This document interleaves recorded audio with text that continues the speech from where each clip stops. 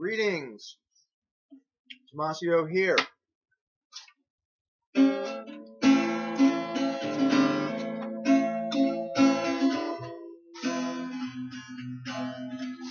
Make me a channel.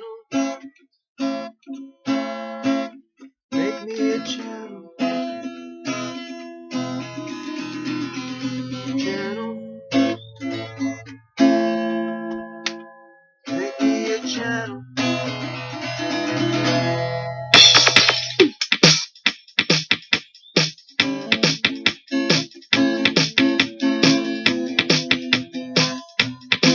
Make me a channel. Lord, make me a channel. Make me an instrument. Lord, make me an instrument. Make me a channel. Lord, make me a channel. Make me a channel. Lord, make me an instrument of your peace.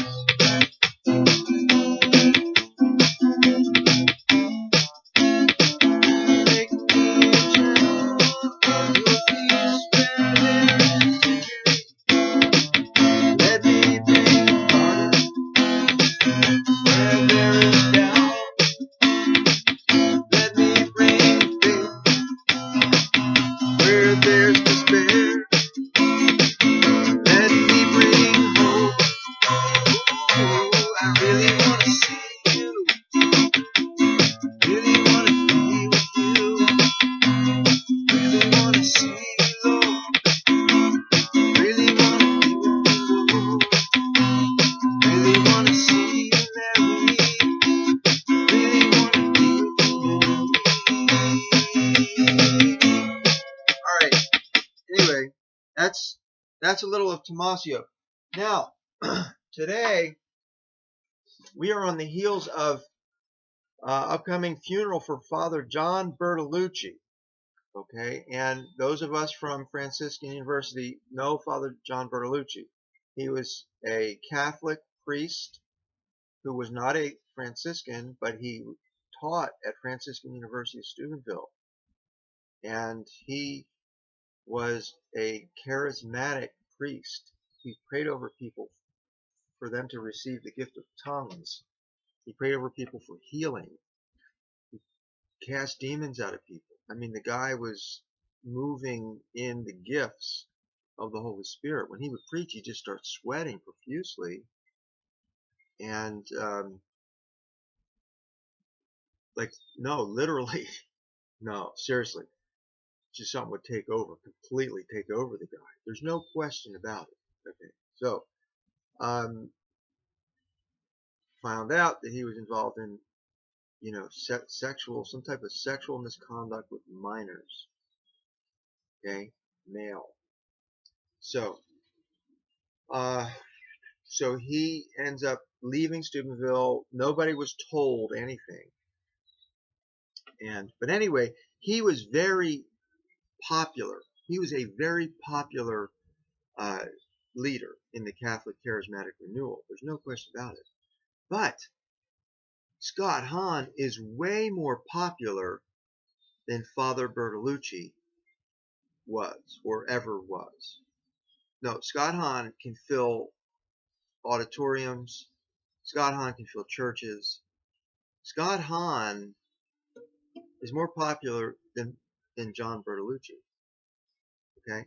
Scott Hahn is more popular than John Bertolucci. So, that being said, okay,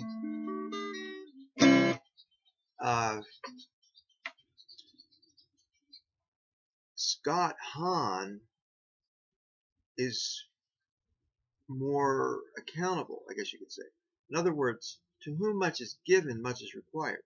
So, Father Bertolucci disappears, Scott Hahn comes on the scene. I mean, if you don't see that connection, because Scott preaches, he does. He preaches at the conferences, and, so he's a theologian. He basically took over for Father Bertolucci. If you look at the history of that university, Scott Hahn took over for Father Bertolucci. And now, Scott Hahn is not a priest, but his son is studying to be a priest, and he is a minister. I don't know if he is ordained or not. But the point is, with the popularity of Scott Hahn, it's like, okay, what is he giving? What is his product? Why is he so popular amongst Catholics? That's a very big question. He's very popular amongst priests and bishops as well. They love him. Priests and bishops love him.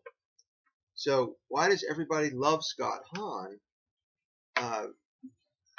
Because he's got a beautiful wife, because he's got lovely kids? No, that's not why. Because there's plenty of people with a beautiful wife and kids, and people, don't like him.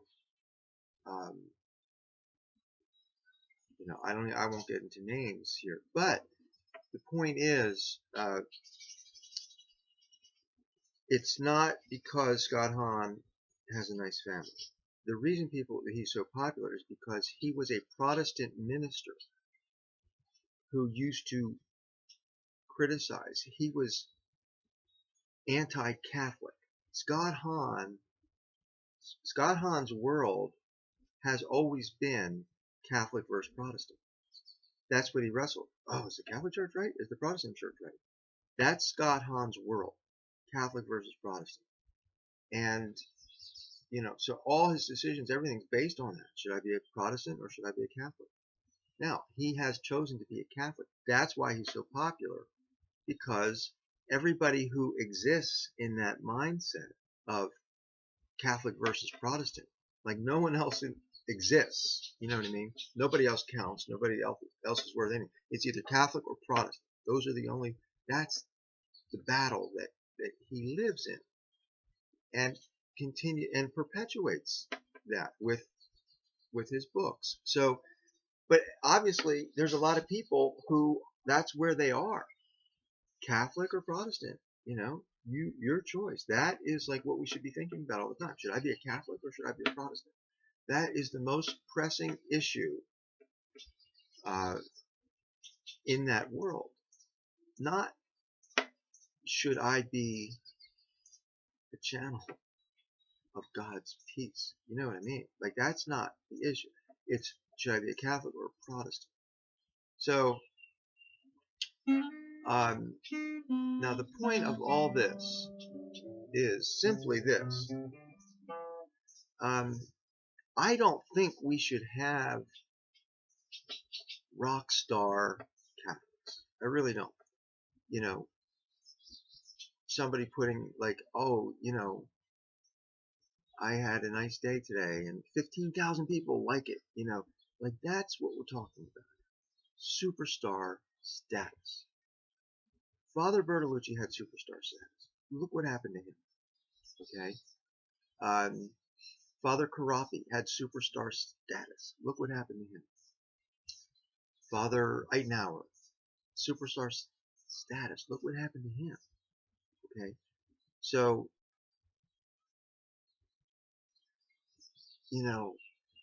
I don't know. Like, I just don't understand really, because if you're preaching a message, like, Jesus wasn't a superstar. He really wasn't. The majority of people rejected Jesus, and he had plenty of enemies, plenty of people who made fun of him. That is just the reality. And that could be said for any of the apostles. Okay? So, so it's either this. The followers of Scott Hahn are so close to God, and their discernment is so right on target, that everybody else is wrong. I mean, that's how significant it is, and that's how clear. That's how clear it is. That's how clear